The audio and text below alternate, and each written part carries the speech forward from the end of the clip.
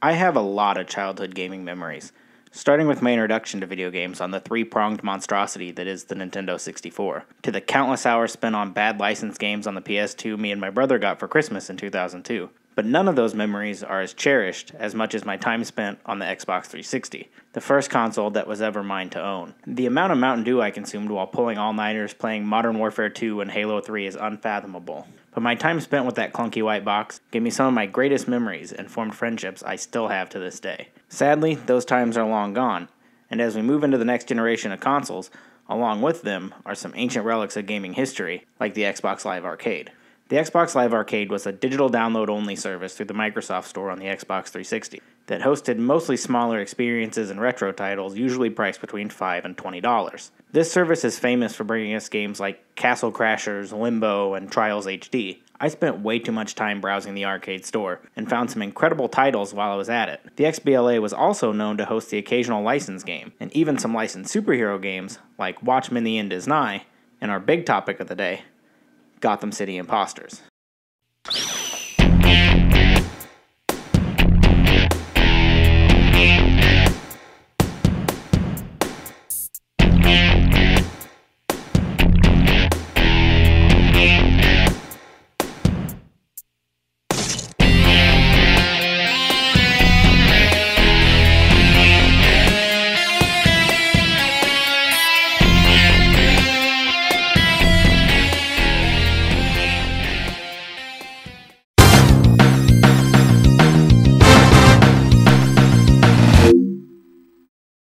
With a character as big as Batman, you're bound to see 1,000,001 different iterations, but none of those as strange as Gotham City Impostors. A multiplayer-only first-person shooter developed by Monolith Productions, who really only made Lord of the Rings games in the past 10 years, but also developed the popular 2005 MMO, Matrix Online. Released on consoles in 2012, Gotham City Impostors was released as a digital-only download game on the Xbox Live Arcade and PlayStation Network. Although both these versions were shut down mid-2014, the game switched to a free-to-play model on Steam for the remainder of its life. The little bit of story the game has is shown off in an intro video that explains both Batman and the Joker have gone missing. Batman's gone!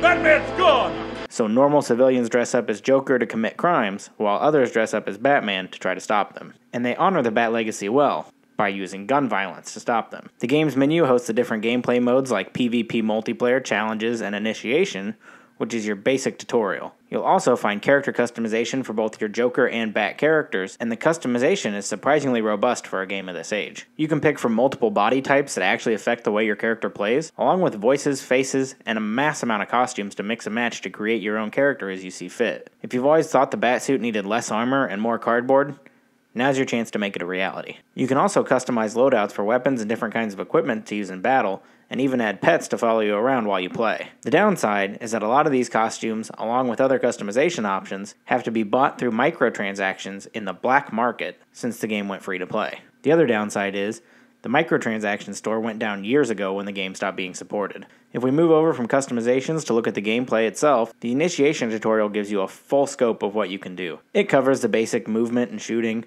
but what makes GCI stand out from your average Call of Duty shooter is the classes. You can get the classic Batman grapple hook to zip around the map through the air.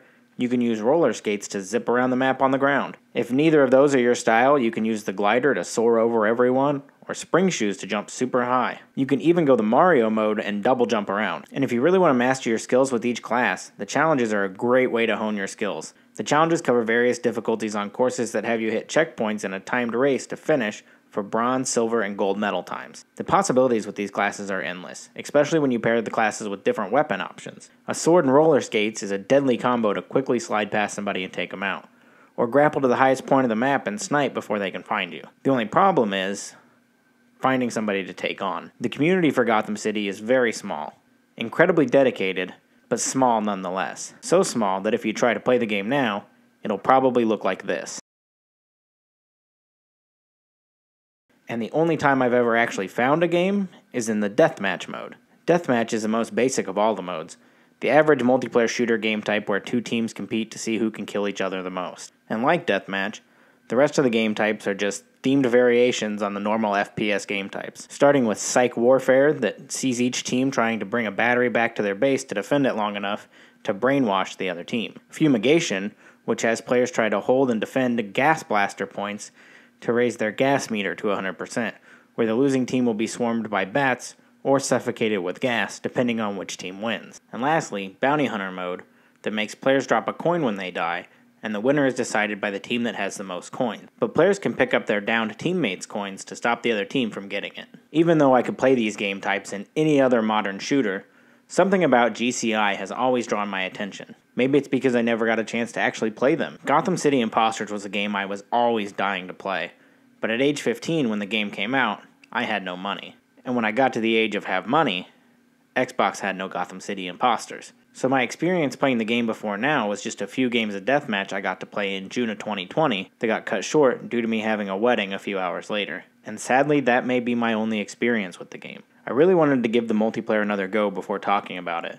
I even reached out to Reddit communities like r/Steam and the Kinda Funny subreddit, where I got a response from IGN reviewer of Gotham City Impostors, Greg Miller, who, by the way, gave Gotham City Impostors a 7 out of 10, but gave Angry Birds a 7.5.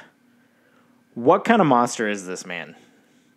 Just kidding, Greg, hire me please. But even after all that, I still found nobody to play with. And the reason for this might be because only a month before I started work on the video, the game was delisted from Steam, and likely a full shutdown will follow. So if you ever wanted to play GCI or were a big fan of the game back in its prime, tell me about it in the comments. And if you liked what I had to say about it, you may like one of these other subjects I've covered.